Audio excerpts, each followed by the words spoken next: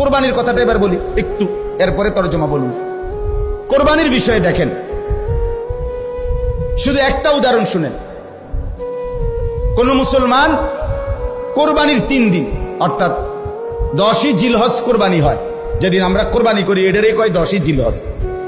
তো কোরবানির দিন এবং তার পরের 2 দিন, মোবাইলটা সাউন্ড করে দেন তো, সাউন্ড করে দেন।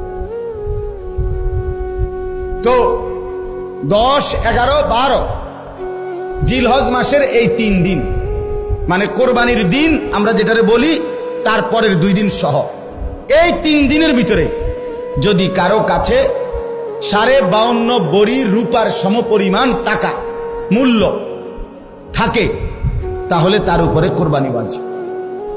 52.5 বড়ি রূপার দাম সর্বোচ্চ যদি 1000 টাকা করে হয় বড়ি, রূপার বড়ি কম, স্বর্ণের বড়ি বেশি। রূপার বড়ি 1000, 1200, 1300, কখনো কখনো 2700 টাকাও হয়।